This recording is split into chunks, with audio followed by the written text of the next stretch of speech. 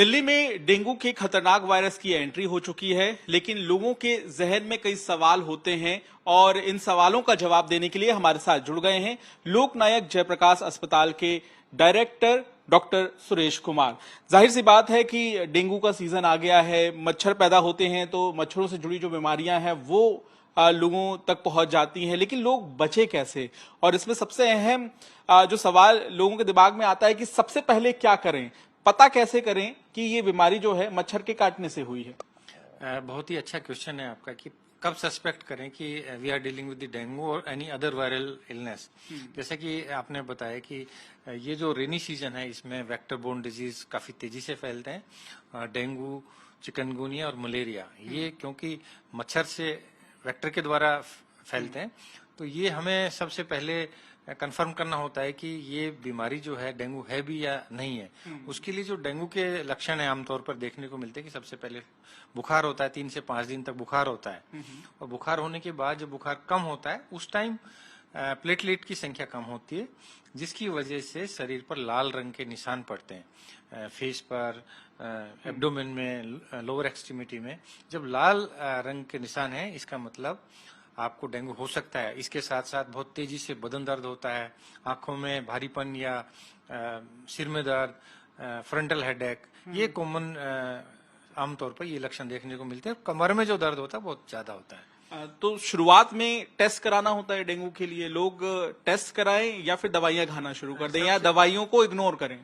दवाई बिना डॉक्टर की सलाह के बिल्कुल ना लें, क्योंकि यदि आप सेल्फ मेडिकेशन करेंगे तो उस दवाई से नुकसान भी हो जाता है। जैसे हमने देखा है कि लोग एस्पिरिन खा लेते हैं, ब्रूफेन खा लेते हैं, इसकी वजह से प्लेटलेट की संख्या और कम हो सकती है और ब्लीडिंग ज्यादा हो सकती है। तो सिर्फ पैरास्टामोल का ही प्रयोग करें। यदि घर पर आप दवाई लेते हैं तो सिर्फ पैरास्टामोल लें, काफी सारा तरल पदार्थ या फ्लूइड लें और टेस्ट कराएं। अब क्या है कि टेस्ट कौन सा कराएं?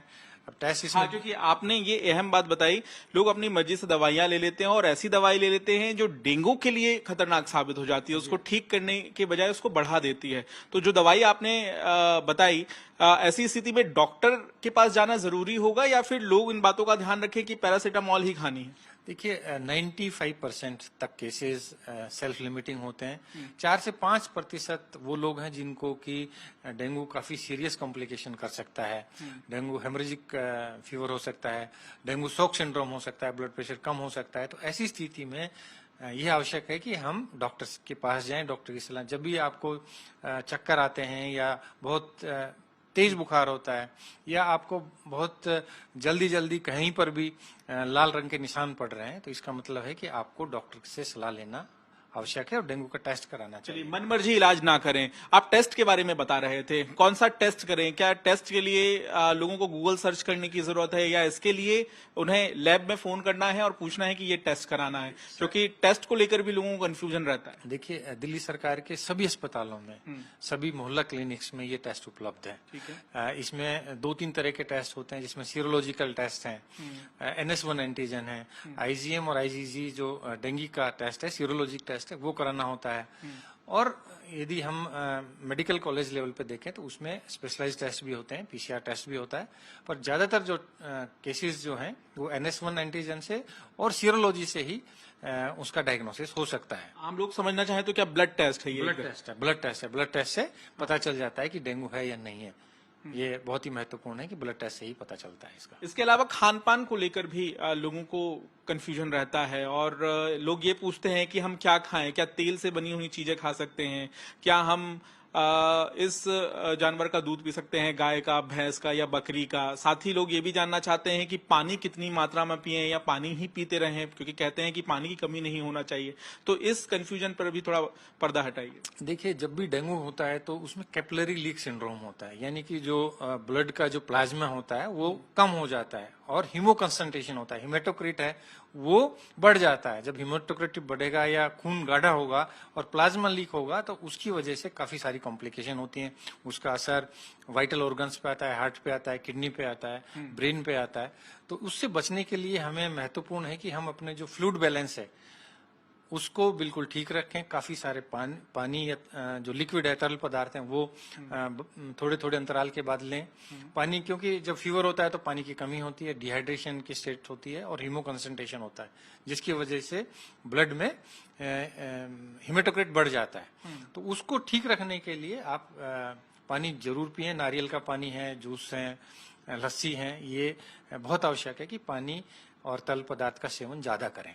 साथ ही अगर डेंगू निकल जाता है, रिपोर्ट में पॉजिटिव पाया जाता है, तो लोग क्या हॉस्पिटल में एडमिट होने के लिए भागें या घर पे भी इलाज हो सकता है? इस बारे में भी बता दीजिए। यदि आपको प्लेटलेट की संख्या 50,000 से ऊपर है और आपको कोई चक्कर नहीं आ रहा है, कोई दर्द नहीं है, बदन दर्द नहीं है, आंखों में कुछ प्रॉब्लम नहीं है, तो ज्यादातर जो केसेस हैं वो घर पर ही ठीक हो जाते हैं। पर यदि प्लेटलेट की संख्या तेजी से नीचे जाती है, खास तौर पर 50,000 से नीचे जाती है, और यदि डेंजर साइंस है, यदि आपको नाक से ब्लड आ रहा है, मुंह से ब्लड आ रहा है, आपके कहीं पर भी ब्लीडिंग होती है, तो तुरंत आपको डॉक्टर के पास जाना चाहिए। यदि आपका ब्लड प्रेशर कम होता है, यानी कि डेंगू शॉक सिंड्रोम है, तो जाना चाहिए। और बच्चों को तो खास तौर पर डॉक्टर से ही सलाह लेना है, क्योंकि बच्चों में ये तेजी से घातक सिद्ध हो सकता है। तो बच्चों में जब भी डेंगू होता है तो उनको घर पे नहीं रखना होता है, उनको अस्पताल में या डॉक्टर की सलाह से ही इलाज कराना चाहिए। कुछ जैसे गर्भवती महिलाएं हैं, ओल्ड एज है, न्यूबॉर्न है, इन सबको अस्पताल में जरूर डॉक्टर से सलाह लेना चाहिए। चलिए, तमाम सवालों के जवाब यहाँ पर डॉक्टर सुरेश कुमार देते हुए, क्योंकि जो गलतियां हम करते हैं वो गलतियां हमारे परिवार के लोगों के लिए बड़ी मुश्किल खड़ी कर देता है। और ऐसे में अगर आपको ये पता करना है कि डेंगू जैसी बीमारी तो परिवार में किसी को नहीं फैली है, इन तमाम बातों का ध्यान रखें, मनमर्जी तरीके से दवाइयां ना खाएं और टेस्ट जरूर कराएं। और साथ ही साथ इस बात का भी ध्यान रखें कि घर पर इलाज हो सकता है तो घर पर ही करें, लेकिन अगर जो काउंट हो रहा है, नीचे अगर जा रहा है ब्लड का स्तर, तो ऐसी स्थिति में डॉक्टर से संपर्क जरूर करें। कैमरामैन अजय ठाकुर के साथ पंकज जैन, दिल्ली।